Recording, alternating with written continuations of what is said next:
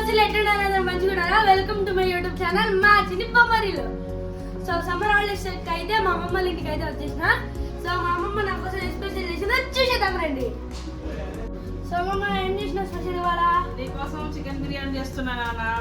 ఇగో 2 కేజీల బియ్యం పెట్టుకున్నా. అరగంట సేపు నానాలే. 3 కేజీల చికెన్, దీంట్లో ఉప్పు, పసుపు, అల్లం ఎల్లిగడ్డ వేసి కలుపుతున్నా. అల్లం, పసుపు, ఉప్పు వేసుకొని బాగా కలుపుకోవాలి. దీనికి 2 స్పూన్ల కారం, 2 స్పూన్ల కారం,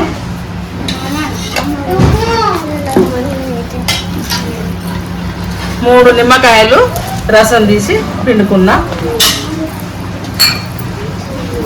2 స్పూన్ల ధనియాల పొడి,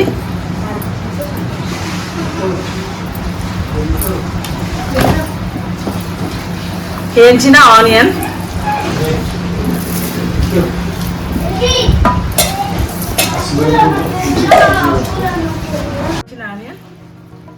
1/2 కప్పు పెరుగు,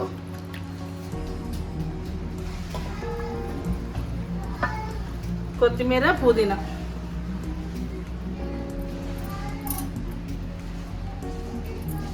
గుప్పెడు కొత్తిమీర, పుదీనా.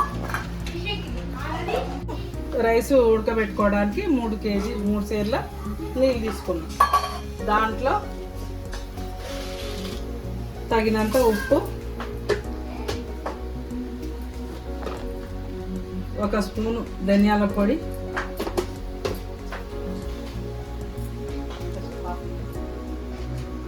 దాంట్లో కావాల్సిన మసాలాలు షాజీరా, చెక్క, ఇలాచి, లవంగ, మార్వాడి మొగ్గ, జాజికాయ, జాపత్రి, కరాకు, ఇవన్నీ ఈ వాటర్లో వేసేయాలి.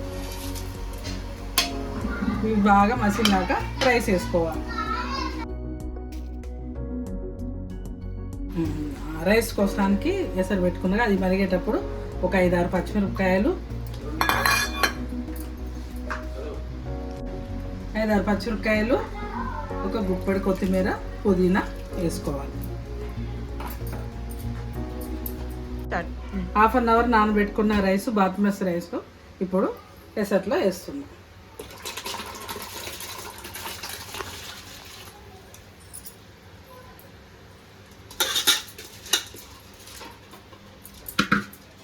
ఒకసారి మంచిగా కలుపుకోవాలి. ఇది బాగా కలిపేలా ఉడికేటప్పుడు జల్లి గిన్నెకి పోయాలి. బాగా మసిలే నీళ్ళల్లో బాస్మతి రైసు 2 కేజీలు వేసుకున్నాం. రైస్ ఉడికినాక జల్లి గిన్నె కూడగట్టుకొని ఇలా పోసుకోవాలి. కలిపి పెట్టుకున్న చికెన్ మీద ఈ రైస్ 60% ఉడకబెట్టి రైస్ వేసుకోవాలి. దీనిపైన కొన్ని వేయించిన ఆనియన్స్ ఉన్నాయి కదా, అవి పైకి వెళ్ళి ఇలా వేసుకొని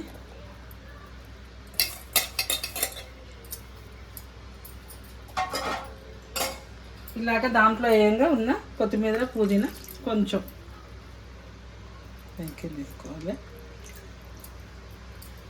దీంట్లో పాలు, కుంకుమ పువ్వు కొంచెం ఇలా కలర్లు బాగుండదని హెల్త్కు ఇలా పుదీనా, నెయ్యి 4 టేబుల్ స్పూన్ నెయ్యి పైకి వెళ్ళి వేసుకోవాలి.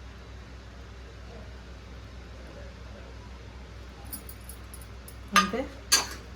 దీని మీద మూత పెట్టుకొని 1/2 అవర్ దమ్ముకు పెట్టుకోవాలి. బిర్యానీ రెడీ అయిందా? అయింది నాన్న. ఇదిగో చికెన్ బిర్యానీ,